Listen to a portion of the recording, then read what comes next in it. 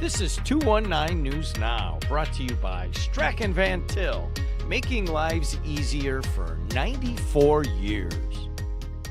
I'm Andrew Garcia, and this is your 219 News Now. The Lake Central Education Foundation awarded 9 grants to teachers throughout Lake Central schools to support a variety of educational projects. A total of $9,400 was given to teachers from the elementary through high school levels. We are so excited to support Lake Central teachers by offering these grants. Otherwise, some of these innovative educational experiences would go unrealized, or teachers would have to dig into their own pockets to make them happen, said LC Education Foundation Administrator Dawn Zarnick.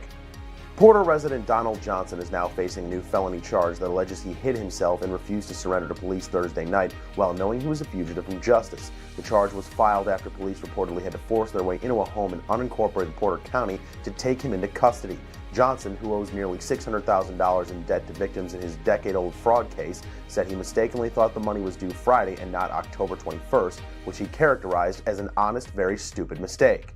Zell's Roast Beef is closing its flagship location in East Chicago's Harbor neighborhood after 58 years.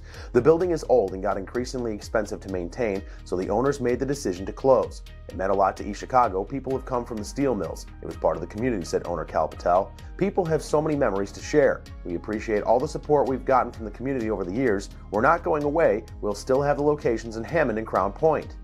And in sports, IU football continued its historic undefeated stretch with a 31-17 victory over defending national runner-up Washington in Bloomington.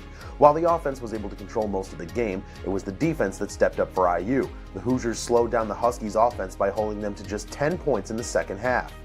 The lowest point total of the year tied Florida International the first game of the season with 31 points. That's not saying something bad. It sounds like we're talking about something negative, and it's not negative at all because they were able to dominate the ball game. And so I don't want to say dominate like they did against Nebraska, but they were able to play a very sound football game against the Washington team that was averaging over 450 yards a game coming into it, and they held them to just over 300 yards in this contest. And then Taven Jackson, of course, took over for Curtis Rourke, who was obviously hurt, and we don't know what his status will be. They're hoping that he'll get back soon, so we don't have anything update-wise in that regard. But the good news is that Taven handled himself well in this ball game. To read up on more local news and headlines, visit JEDtv.com and NWI.com. I'm Andrew Garcia, and this has been your 219 News Now.